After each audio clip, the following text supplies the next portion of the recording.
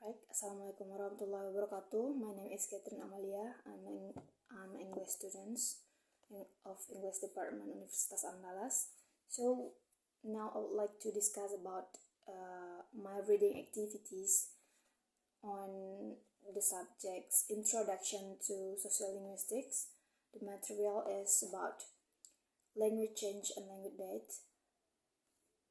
So based on my reading activities, I want to explain or discuss about language change. The first one is about language change. Language change refers to the natural evolutions and transformations of language over time.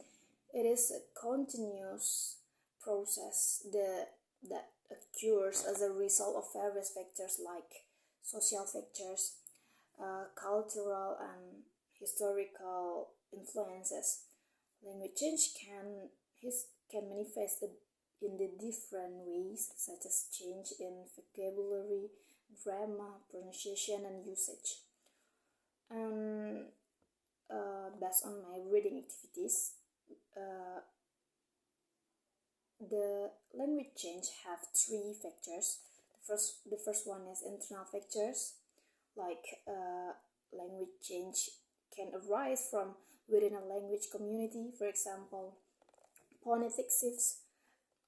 Phonetic shifts may occur community, and occurs gradually altering pronunciation patterns and change in grammar and syntax, and can also happen over time, leading to modifications in sentence structure and word order. And the second one is about external factors. Language change can also be influenced by external factors, such as a contact between different language and cultures. When language come into contact, they may borrow words, phrases, or even grammatical structures from one another.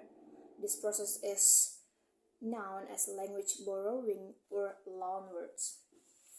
And the third one, the last factors is social factors. The language change is closely tied to social factors within a community. Language is a means of communication or identity, and as society evolves, language often adapts to reflect new concepts, technologies, and social dynamics. So language change can occur more rapidly in urban areas or in communities with extensive exposure to media and technology. I think that's all about language change. And about language date refers to the complete extinction of a language when there are no remaining native speakers, and it's a natural consequences of language change when a language is no longer transmitted to subsequent generations. And the causes several factors contribute to language death. One primary cause is language shift, where speakers abandon their native language in a favor of a more dominant or prestigious language. This can occur due to political, economical, or social pressure, and globalization, migration, and cultural assimilation area also factors that can contribute to language death. About consequences. Language death has significant cultural and linguistic implications. When language dies, a wealth of cultural knowledge, unique ways of thinking, and historical insight are lost. It can also lead to the erosion of cultural identity, as language is an integral part of a community's heritage and self-expressions. And then I want to talk about efforts to preserve languages. Language preservation initiatives aim to document, revitalize, and maintain endangered language.